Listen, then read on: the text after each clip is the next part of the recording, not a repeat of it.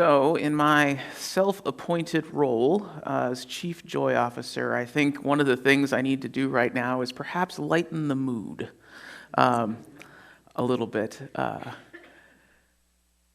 We are at this day of remembrance, which is important. As I was thinking about today's scripture, and I was thinking about this psalm and what it was about, and that this is a day that we say they will remember those things we've said goodbye to. There's something else that I think many of us might recognize that we've said goodbye to over the past number of years, and that, of course, is the local video store. I don't know if you've noticed, but they're all gone, right? This is actually a picture of the last ever still operating Blockbuster video, which is in Bend, Oregon, I believe, is where it is. This picture is actually taken from an article that talks about the fact that it's now listed on Airbnb. So if you want to stay the night in the last ever Blockbuster video, that is an option open to you now. Now, it's interesting if we looking back on it, growing up, and by the way, if you're of the younger persuasion and don't know what a video store is, I understand. I'm not entirely certain my own children have ever really been to one. But it used to be this place where if you wanted entertainment or a movie to watch, you couldn't just push buttons on your magical television. You actually had to get in your car, and you had to drive somewhere, and you had to hope that one of your neighbors didn't rent the video that you wanted to rent. So if you were smart, you didn't try to do this on a Friday night because inevitably somebody got there before you. But as we all know, if we look around today, you're not going to find very many of these places anymore. And of course, oftentimes the reason that we are told why is we have new things. We have things like Netflix and Amazon Prime and all these sorts of things, and we don't even have to leave our houses anymore in order to have entertainment. Now, this has probably been a benefit to us over the last 12 to 14 months. Obviously, right? It's been great that we've had this option. And one of the questions though that gets asked, and one of the things that I've always been curious about is, why is it? Why is it that something like Netflix exists? Why is it that Blockbuster, who was in the video business, didn't see what was coming, right? Didn't see what was coming, and get there themselves. Now, if you kind of look into the history of all this, one of the things you'll notice is that Blockbuster actually had the opportunity to buy Netflix early in its life for the, frankly, rather paltry sum of about $50 million. And they chose not to do it. And they didn't, and there's a lot of reasons why they chose not to do it, but they chose not to do it and instead thought that this little company that's trying to send DVDs in the mail, which is what Netflix originally did, again, for you young people who don't know that, so instead, they just said, no, that's silly. Nobody's going to want to do that. We're not going to do that. And then later on, when it became clear that actually that Netflix was on to something, especially when they started to allow you just to stream content into your home in the way that we know and love them for today, without having to go anywhere or do anything, even with the post office, Blockbuster scrambled to sort of catch up. I don't know if you remember this, but they had a DVD by mail service for a little while where they tried to catch up with Amazon. And in many ways, and many analysts will tell you that even at that time, they were doing well with that. And frankly, all things considered, should have been able to win in that scenario. And yet, as we know, they did not. And there's a couple of reasons why. First and foremost, one of the reasons why is that Blockbuster was still committed, and while it did have a lot of resources, its resources were in places like this. The resources were in these retail locations, and that were not necessarily going to serve them well in this new world that they were trying to enter. So while they had resources in the wrong place. So that was a piece of it. The other piece of it was that Netflix had a different understanding about who they are. And it's an understanding they have today. Blockbuster really understood themselves to be in the first videotape, and young people, you really don't know what that is. First, the videotape delivery, dispensing business, and then they understood themselves to be in the DVD dispensing business, but that's what they understood themselves to be. They were in that business. Netflix understood themselves differently, and they still have this on their website. When Netflix talks about themselves, they don't talk about themselves in terms of DVDs or streaming or any of that. They talk about themselves in terms of entertainment. And one of the first lines you'll read in one of their kind of like corporate visions, this is who we are statement, is they'll talk about the idea that they are an entertainment company because entertainment is a fundamental human need. That Netflix's mission is to meet the fundamental human need to be entertained. And so as long as there have been people and people gathered, we will find a way to entertain ourselves. Anyone who sat around a campfire with friends knows you usually do not sit in silence for too long. You will find a way, either through singing songs or telling stories or telling jokes or whatever it is, you will find a way to entertain yourselves, because as humans, we like to be entertained. It's a need that we have. And so for Netflix, it wasn't about sending DVDs. DVDs were a means to entertain. It wasn't about streaming. Streaming is a need to be entertained. Now they make their own content. Why? So they can entertain even better. And whatever the new technology is, when we can just beam these things straight into implants in our brain or whatever it is that's coming next, and we all know that's coming, Netflix will probably be there, so long as it helps them meet their fundamental goal to provide entertainment for all of us, because that is a fundamental human need. And while this example feels and is rather trivial, the truth is, we here, as people of faith who stand in the tradition of Moses and Jesus and all those folks, are here too to meet a fundamental human need. And it was something that we have needed to explore as God's people, and God has needed to correct us on a few times in the past. And the psalm that we have today, Psalm 82, is one of those times. Now, the psalm that we have today is said to be the song of Asaph. And Asaph was actually appointed by King David. And he was appointed by King David with probably one of the better appointments as far as I know. If somebody wanted to give me this job, I would take this job. But David gave him the job to raise loud sounds of joy. If you look at 1 Chronicles, where Asaph gets mentioned, that's what his job is. Because David, if you remember anything about David, you know David enjoyed music, he enjoyed dancing, he enjoyed a good time. And so he appointed people to do various things. And one of the things he appointed a handful of people to do, including Asaph, was to raise loud sounds of joy. And of course, what we know today and what they knew back then is what we treat as the book of Psalms is actually more of a book of songs, right? They were originally sung. So this is one of the songs that Asaph came up with that got recorded into what we now know as Psalm 82. Now, what is happening here in this song, the psalm, though, probably does not sound very joyful. Right? If you listen to the words, if you listen carefully, you can kind of piece together what's going on there. And what's going on is somebody's getting yelled at. And the person doing the yelling in this psalm is God. And I don't know about you, but I don't really want God yelling at me. Right? Like, I would like to avoid that in my life. But that's what's happening in this psalm. And it's lifted up as actually amongst several instances of the Bible of what are known as the covenant lawsuits. Sounds great. Anything more like as much as I don't want to be yelled at, I really don't want to be sued by God, right? That does not sound like a good deal. But that's what this is known as. It's known as one of the covenant lawsuits. And you'll see the first one's actually all the way back in Deuteronomy. And what's happening here is there are these moments that keep cropping up every once in a while where basically God has to communicate to the people that, oh, by the way, all this thing I've asked you to do, you're really all kind of screwing it up right now. And that's what he's telling us. Like, you're doing things, you may be doing the right things, but you're doing them the wrong way. And the way that God usually communicates this is not in terms of you're doing this wrong or you're turning left when you should turn right or anything like that. What he's saying is, yes, you are my people. And if you look at the Old Testament, especially look at Leviticus and all these kind of things, where we have all these random rules that we're supposed to follow and all these things, God's like, yes, I gave you a way to live that was different than the way everybody else lives, because I need you to do that. I need you to do that because you are my people, and you need to be seen as different than the other people. You need to be living in a different and better way than everyone else is and all the other kingdoms around you are. So let me give you some guidance on what that different way looks like.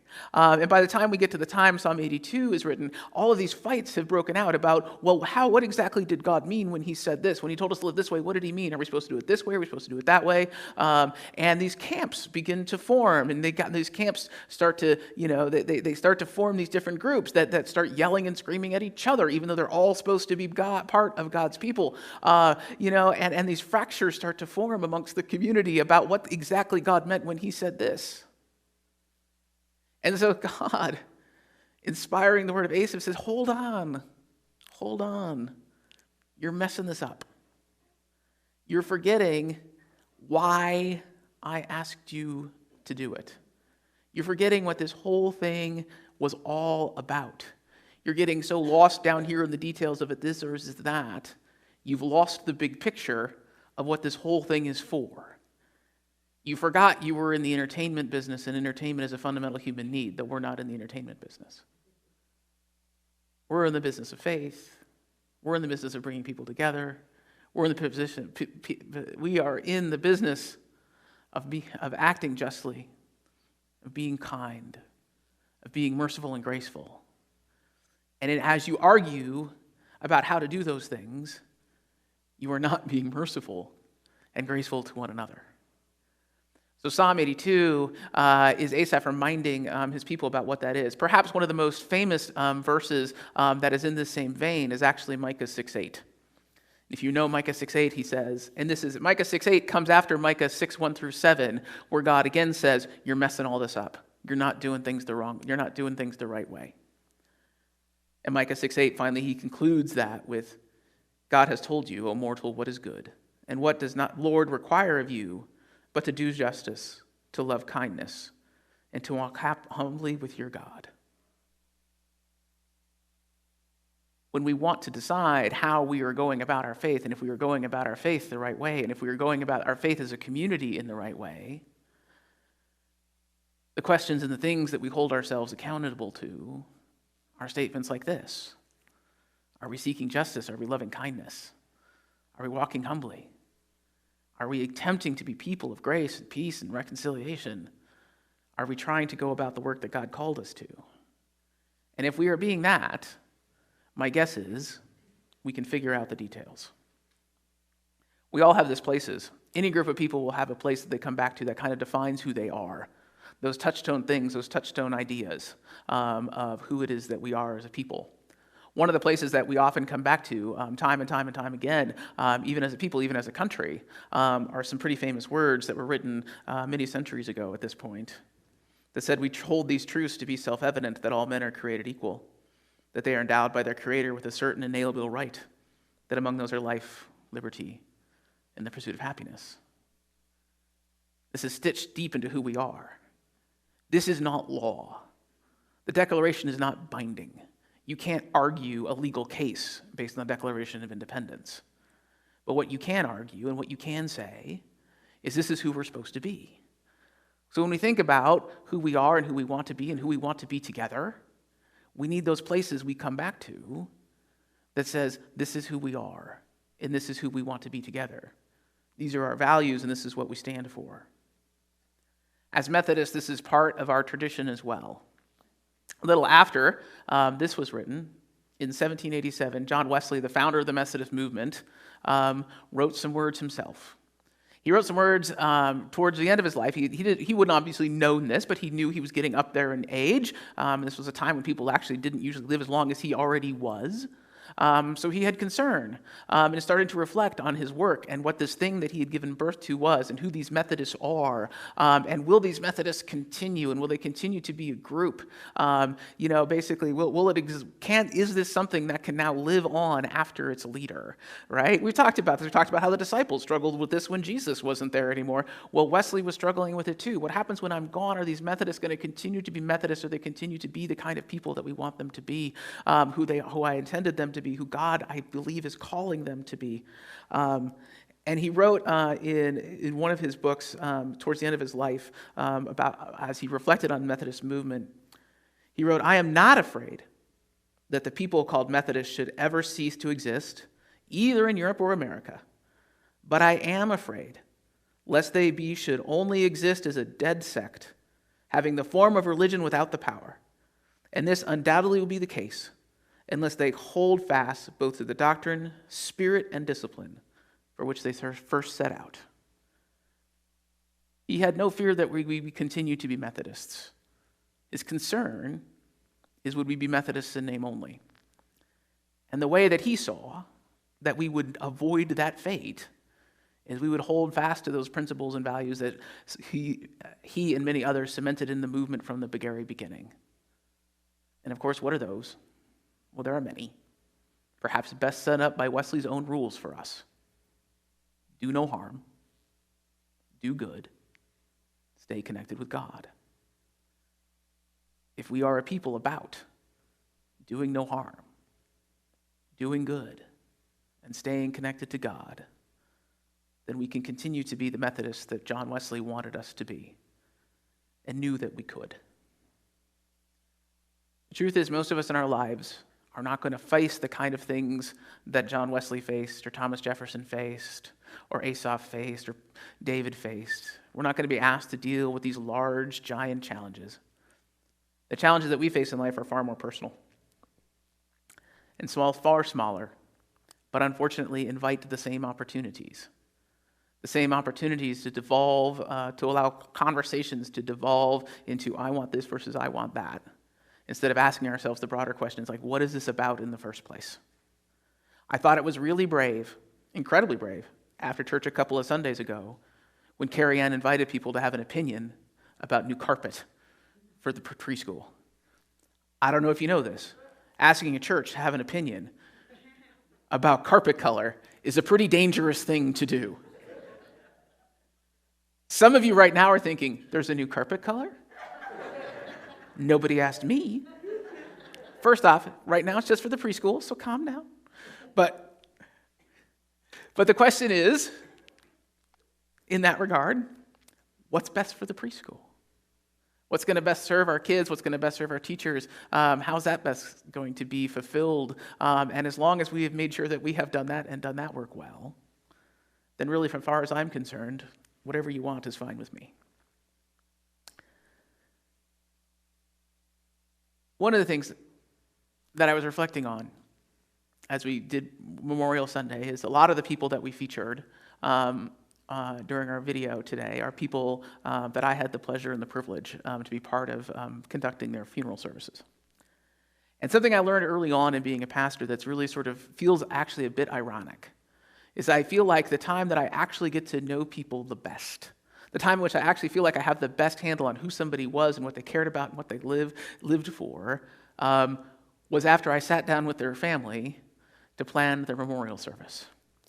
And sometimes I feel a little sad because I always learn things that I wish I had known and could have talked to them about when they are still with us. There's an interesting process of sitting down with a family to talk about the life that we are going to gather to remember. What I find remarkable is in that time, almost always, even if the person that we are there going to remember had their difficult moments, even if that person that we were going to gather to remember was sometimes difficult to love, at that time sitting around that table, what we talk about is the good. We talk about the moments where there was grace. We talk about the moments where there was love. We talk about the moments where there was the sense of a connection. And if the bad times are mentioned, they are typically only mentioned in passing, and only in the context of something that people were able to overcome and move through. I wonder if sometimes what the world would look like if we were willing to show the grace that we show to those we have lost, to those who are still with us. I wonder what the world would look like if we were willing to show that same grace to one another while we are still here. Would it change how we interact on Facebook? Would it change the dynamics at our family reunions? Would it change the dynamics in our churches? Would it change the dynamics in our schools? What would it change if we were willing to show one another the grace that we hope and pray that God shows to us? It's harder, I understand. It is harder when that person is still here. And I'm not saying, and I never would say, that we ever should allow ourselves to be put in a situation to be abused by anyone. That's not what I'm saying. But I do wonder what it would look like if we could find a way to conjure the same grace and forgiveness for one another after we're gone, or now as we often find after we're gone. Because at the end of the day, it is about seeking justice, loving kindness, and walking humbly with God. It is about our inalienable human rights. It is about our call to do no harm, do good, and stay connected with God. It is about showing each other the grace and love that we hope and pray God shows to us.